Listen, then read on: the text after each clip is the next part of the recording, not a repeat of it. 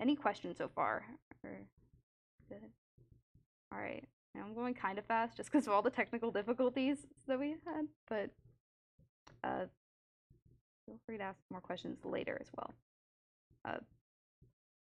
All right, and then now on to the cryptography challenges. So a common one in a lot of CTFs is using a Caesar cipher. And basically what that is, it's an alphabetic cipher that just changes the order of the letters is kind of an easy way to think about it. And you could like manually figure out by how many letters things were shifted, like left or right, or you can just like search up Caesar cipher decoder. And decode.fr is a really common one. And since CTFs are timed, like it's always best if like there's something out there that'll do it for you, like use it. And you can see it'll like brute force and like try shifting the letters 26 ways left and right. And you can look. Oh wait, let me only get the inner part of it.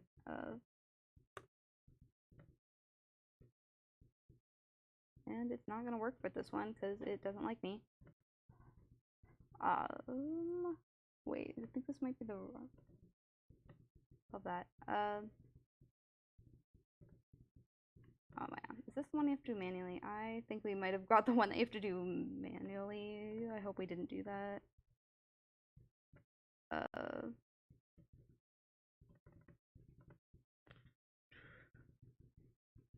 I think this might be the one where you have to like literally go through and shift it, which due to time, I think I might leave this one for the end. But oh, there it was. Oh, or not. Oh, that's because it was 26 letters. But yeah, the whole idea with the Caesar cipher is normally when it's like the give me one for most capture the flag challenges, we're able to just like throw it in here and it will spit it back out the answer. But with this one, either I like missed it when I was reading over it, or you have to do it manually. But due to time, I'll try and see if this works. Oh wait, no, it does work. Never mind. It was right there. I just like did misread it. Pretty much it was exactly what I said. I don't remember this one, but you just had to throw it in here, and it was the top one, and it worked. And we don't have to go through it and manually try to shift the letters and form words because that takes too much time, and no one wants to do that.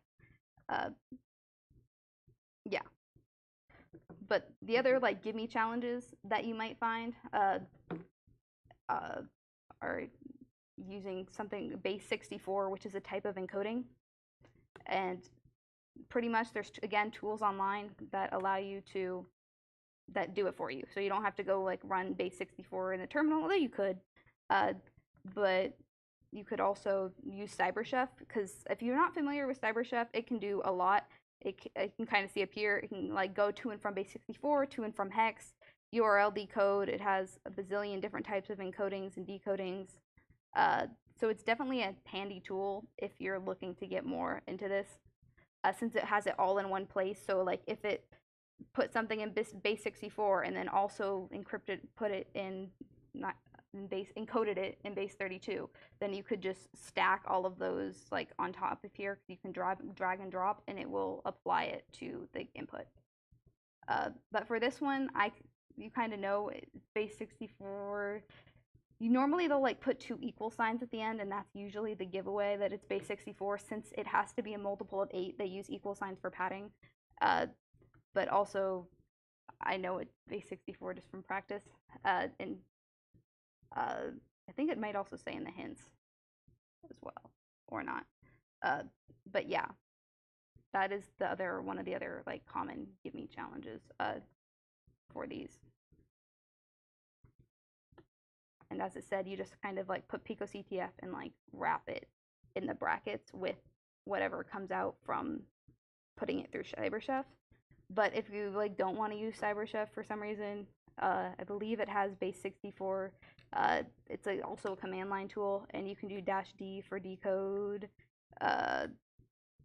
and it will also do it for you if I can copy and paste it.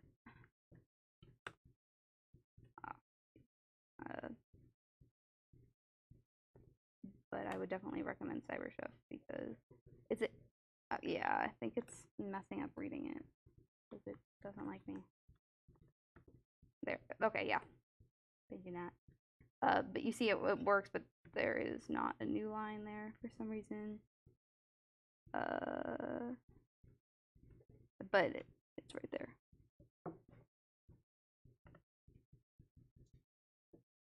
Yes, and then after we have a couple different web challenges. Oh wait, we have one more. What's it called? I think it's a forensics challenge. And it's called Glory of the Garden. So pretty much for this one, I would recommend downloading it onto your like normal computer rather than doing wget because it is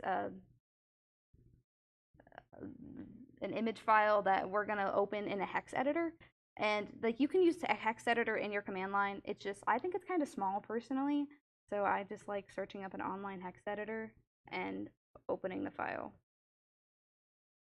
and it will show you the hex. Like that's pretty much what a hex editor is. My favorite, I just use Hexedit. It's the first one that comes up, but everyone has their own preferences. Some people may prefer to open it in the command line, but again, I think it's more readable here. And you can see the ASCII text on the right side and the hex on the left. And you can look through it and try to find it. But again, since this is like a capture the flag, and since everything starts with Pico CTF, you can just do Control F or go into the search bar over on the right and search up Pico. And you can see that there is the flag. So yeah, this is also another like common challenge if you have an image file and don't know what to do with it. A good thing is to like open it up in a hex editor, because then you can also confirm that it is in fact an image, because sometimes they'll put like .jpeg at the end of a file that isn't actually an image. So yeah, let me check. I'm not sure.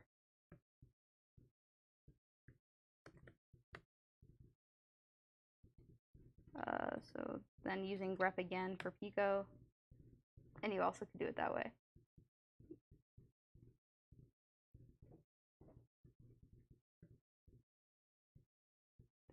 Don't do Control-Shift-C, do Control-C. Yeah,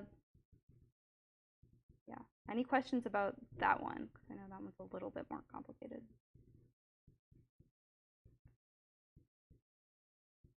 Cool. All right, and now onto the web ones, which I don't know. I like the web ones. I think they're fun. But pretty much this one is called Inspector, or Inspector with lead speak, whatever. And the hints for this one: how do you inspect web code on a browser? And there's 3 parts, so that they kind of mean there that the flag is split up into 3 different areas. So you're not just going to see like the whole flag in one line like we've seen with the other challenges. It's going to be broken up. So here's the website. It says inspect me. Easy way to inspect is to just hit right click, and at the bottom you'll see inspect. And if you click that, you'll see the inspector tool kind of come up on the right, and you can click all of these little arrows and it'll like drop down what's under it, and you can kind of already see there, here's 1/3 of the flag in the HTML. And you can like kind of click through the rest of it, and you know, and when you hover over it, you can see that this corresponds with the header, and that this is the button on the left and the button on the right, which is kind of neat. Other areas that you would probably want to look in when you're doing web challenges, let me drag it out, it's a bit easier to see, are the CSS and JavaScript files, which end in .js and .css. And you can kind of see at the bottom of this JavaScript file here, there's the other 3rd part of the flag. So now we have the beginning and the end, but we don't have the middle. But when you go look at the bottom of the CSS file, you can see that there is the middle part of the flag. So yeah, the whole purpose of this challenge is to know that the inspector tool exists, and whenever you're doing web challenges, you're probably going to want to look at it and click through these different tabs. Like the application tab, you can kind of see like the cookies that are on this website. If the website was like pulling anything down or trying to reach out to other things, you would see it here. And then there's a console where you can run JavaScript commands as well.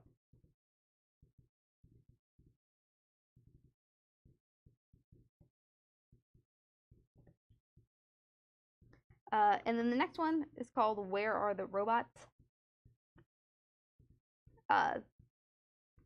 And its hint is, what part of the website could tell you where the creator doesn't want you to look? So if you've never heard of it, there's something called the robots.txt file.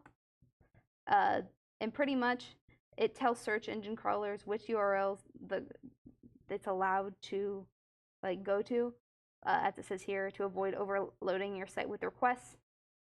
It doesn't like keep someone from accessing a web page, but yeah, it is used by search engine crawlers, and it's also going to be used by us because we want to get the flag.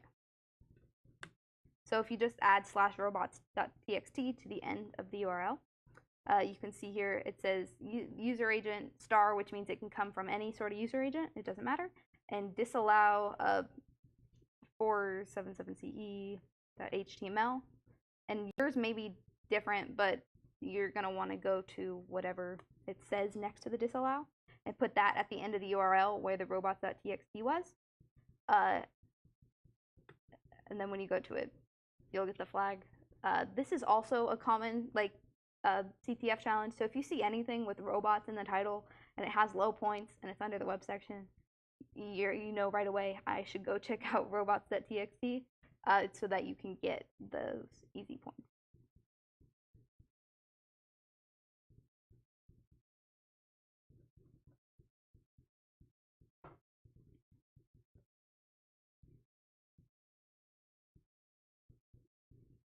All right. Next one, we're going to start with the lowest cookies challenge. There's like 4 of them, but do the one that's worth 40 points. And it doesn't have any hints, but because the name is cookies, we can kind of assume that it's going to relate to the cookies on a website. So we kind of saw when we had the inspector tool up earlier under the application tab, we can go to the cookies for this website. Like under the little cookies tab, there's the URL, and there are the cookies. So there's the auth name, which we're going to ignore because that looks complicated, but the name just has a value of 2. Or for me, I think it may start with 0, but I had left it on 2 earlier. But if you were to change this to like 9, you see right now it says I love oatmeal raisin cookies. If we change it to 9, hit enter, and reload the page, now it says I love Kiss cookies. If we were to put like 11 in there, I love butter cookies. And you can kind of just keep guessing and playing around. It'll show you different cookies.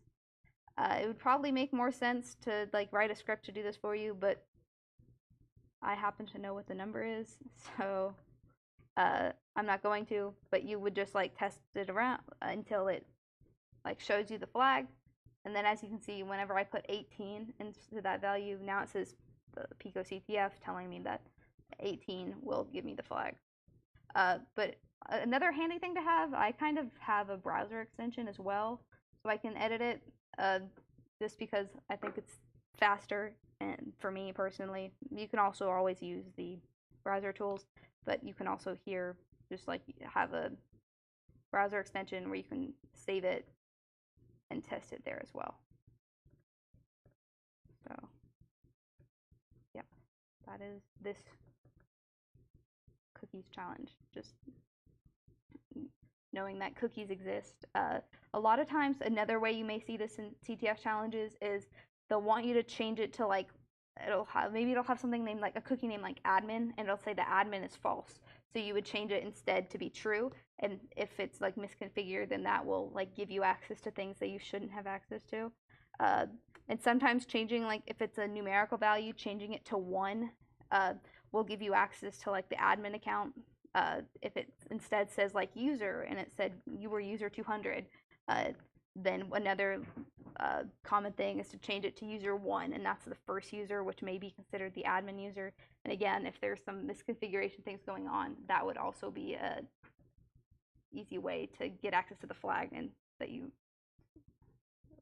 yeah, that's like basic cookies for CTFs. And then the last one is called logon.